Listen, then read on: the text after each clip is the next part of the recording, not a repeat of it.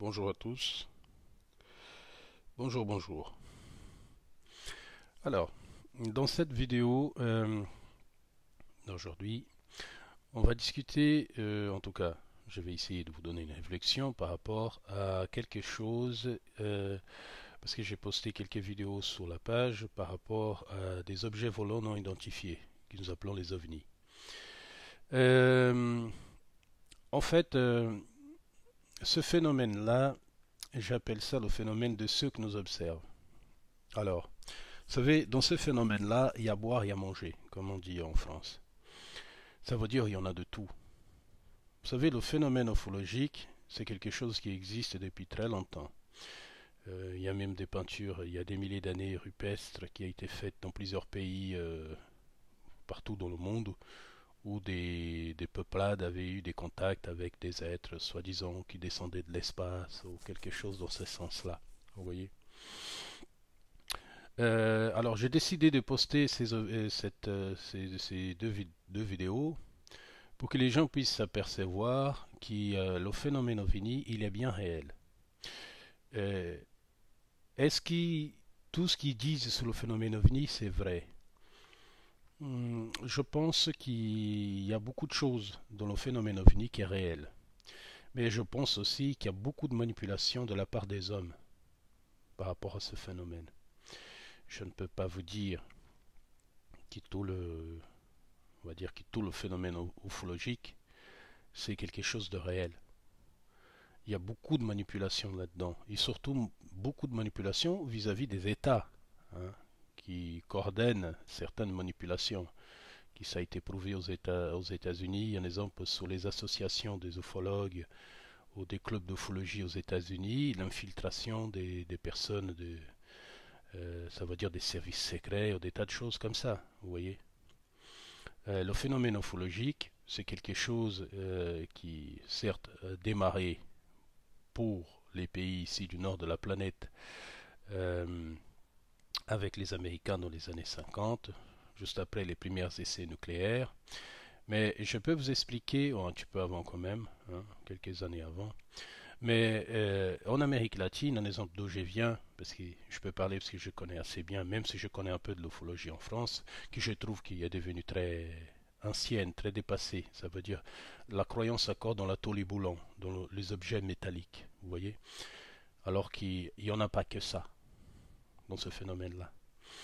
Et en Amérique latine, la première fois que j'ai eu un contact avec ces choses-là, parce que je ne sais pas réellement ce qui c'est, même si j'ai des bribes de souvenirs, je sais qu'il y a eu des choses qui m'ont été faites.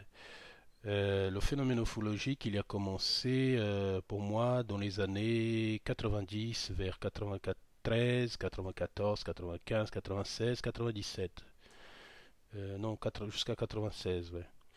Mais il y a eu un pic, en exemple par rapport à moi, réellement c'était en 95, vous voyez, 95 à peu près, jusqu'à 96, que j'ai filmé des choses, et ensuite j'ai eu aussi des contacts avec des êtres que je ne sais pas trop ce qui c'est en réalité. Et ce que je peux vous dire, parce que par la suite de tous ces événements, j'ai énormément étudié le phénomène ufologique.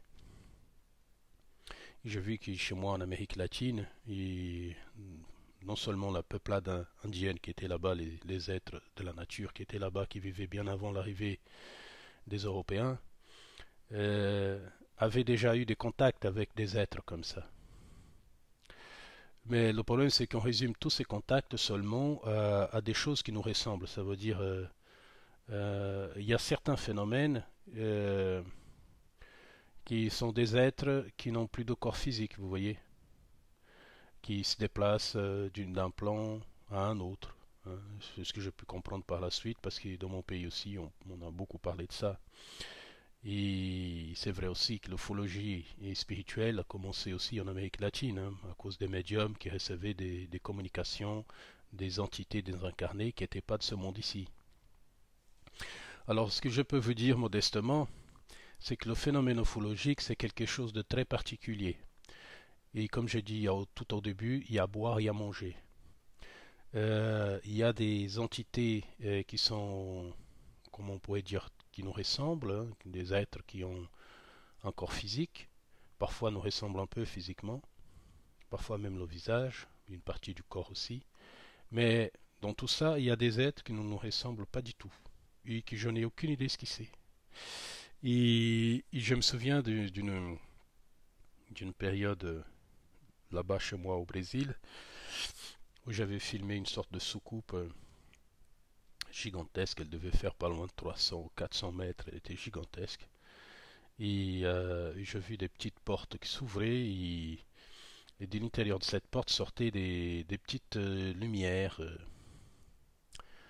Des petites lumières et des sondes, pourront appeler ainsi, qui examinaient tout le lieu, hein, parce que je l'ai vu cartographier. Vous voyez? Et j'avais filmé ça avec une caméra professionnelle à l'époque, dans les années 96, et j'avais envoyé ça à des personnes, et j'ai montré à des personnes aussi, et la cassette a disparu. Et bref, c'est quelque chose de très compliqué. Les gens ne sont pas prêts à certaines choses, vous voyez. Ce que je peux vous dire, c'est que le phénomène ufologique, c'est quelque chose de très réel. Parce qu'il touche une partie aussi de la spiritualité, parce que certains d'entre eux ne sont plus physiques. Vous voyez, ce sont des êtres désincarnés qui vivent sous un plan différent du nôtre. Et des années après, dans mes communications spirituelles, j'ai pu me rendre compte par rapport à mes conversations avec d'autres entités, et aussi avec des entités qui avaient une certaine évolution spirituelle beaucoup plus forte que d'autres, mais parler par rapport à ces êtres. Et il me disait que réellement le phénomène ufologie non seulement était réel, mais que l'univers était peuplé de vie. Et que certaines de ces entités envahissaient notre espace terrestre sans autorisation du libre arbitre des humains, parce que c'était des entités qui n'avaient pas une évolution spirituelle assez conçue. Ça veut dire des êtres qui n'avaient pas reconnu leur être spirituel en eux, et que c'était des êtres qui étaient en dégénérescence. Ça veut dire que c'était des entités ou des espèces qui allaient disparaître parce qu'ils ils n'ont pas reconnu les spiritualités ou l'esprit à l'intérieur d'eux comme des réalités. Vous voyez? Alors il y avait beaucoup d'observations, beaucoup de choses qui sont très étranges. Leur collecte des matériels génétiques aussi par rapport à ces entités, ça c'est plutôt des entités marchandes qui voyagent dans l'univers, qui récupèrent des choses, bref, qui font des échanges. Et le problème, c'est que, vous voyez, l'Amérique en relation à tout ça, c'est très intéressant, et surtout avec certains pays du nord de la planète, c'est qu'ils ont une relation très étrange avec le monde, hein, les Américains ou d'autres pays. Ce n'est pas une critique, c'est juste une question de marchandisation de l'humain. Vous voyez, tout a un prix, tout est marchandé, et nous attirons ce qui nous ressemble. Alors ce type des entités-là qui veulent marchander, qui cherchent un moyen de faire des échanges, elles vont vers des sociétés ou vers des communautés qui ont les mêmes intérêts qu'eux.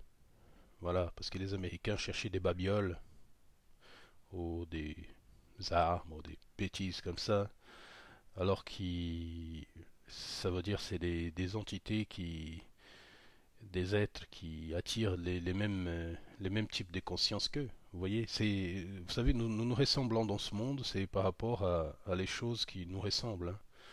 On a les choses qui sont trop différentes, en fait, ça nous écarte, hein, ça ne vient pas à nous. Mais ce que je vais vous dire, il n'y a pas que ça. C'est pour ça que j'ai fait cette vidéo.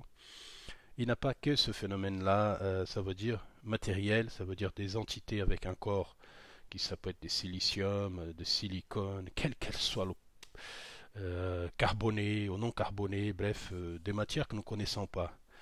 Mais il y en a des entités qui ont des corps, quelles qu'elles soient, qui nous rendent visite, hein, et qui tirent quelque chose de cette visite.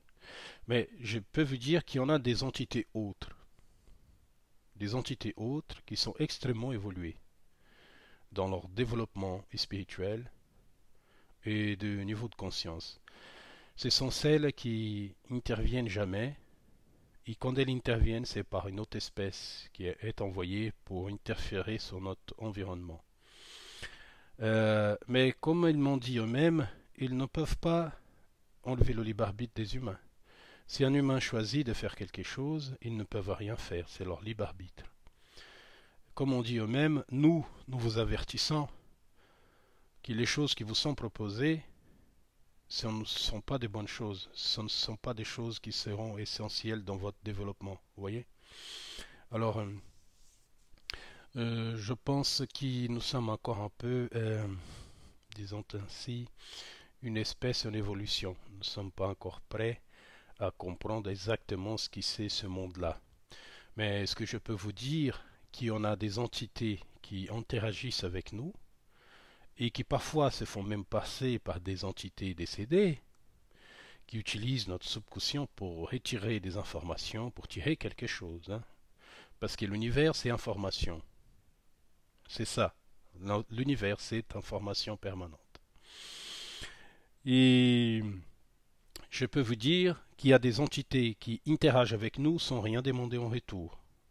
Plutôt des entités scientifiques qui explorent et qui prennent pas que nous, hein, l'univers dans son ensemble. Mais ce sont des entités qui ont un corps astral, qui ont aussi un esprit et tout, vous voyez. C'est ça qu'il faut que les gens comprennent. En fait, l'ensemble des choses, c'est la même chose. Ce sont des esprits qui prennent forme, qui en prennent un corps pour faire une expérience sur des plans, vous voyez. Sur les globes, si vous voulez. Mais il y a d'autres qui refusent cette méconnaissance de l'esprit et qui ce sont des espèces qui disparaîtront. C'est ce qui peut arriver aux humains, même si je pense que ça sera impossible, parce que le développement choisi, c'est un autre. Mais on doit choisir, faire attention à ce qui on écoute et ce qu'on voit. Mais dans tout ça aussi, il y a des entités autres qui sont, j'appelle ça les observateurs, qui sont beaucoup plus évoluées, non seulement avec celles qui marchandent, celles qui interviennent, qui font des prospections spirituelles, scientifiques, mais il y a des entités autres, que j'appelle ça les, bon, on dit ici gardiens, si vous voulez, quelque chose dans ce sens-là, qui parfois certains d'entre eux n'ont même plus de corps physique, et eux ils interagissent par le biais d'autres entités. Eux n'interviennent pas. Leur sagesse est tellement grande, leur connaissance, leur technique, et technologie, beaucoup plus souverain que nous. Alors c'est ceux-là, hein, qui ont un lien beaucoup plus près avec ce que nous appelons sur Terre les spiritualités. Parce qu'ils ont déjà dépassé plusieurs stades, ce sont des sociétés ou des êtres qui ont dépassé des stades d'évolution depuis très très très très longtemps, depuis des milliards d'années, qui ils prennent encore s'ils ont un intérêt, mais en fait c'est une société qui a dépassé totalement la compréhension, nous, des humains. Mais c'est là, j'appelle les gardiens parce qu'ils surveillent l'évolution des espèces nouvelles comme la nôtre qui sont en train d'émerger dans l'univers. Et, et ces entités-là, en fait, disons ainsi, c'est un peu ceux qui s'occupent de nous. Vous voyez, toutes ces espèces nouvelles qui arrivent. Et leurs objectifs, c'est toujours le même, le libre arbitre de l'espèce pour qu'elle puisse se développer elle-même. Qu'elle choisisse, soit elle veut avoir un développement spirituel, soit elle veut s'effondrer dans sa propre ignorance et devenir juste une espèce qui disparaîtra avec le temps. Voilà. J'espère que j'ai pu vous aider que j'ai pu vous aider avec toutes ces communications et par rapport à ma vision. Et on essaiera de faire de nouvelles vidéos par rapport à ça dans le temps à venir. À bientôt. Merci à tous d'être là. Merci beaucoup, à bientôt.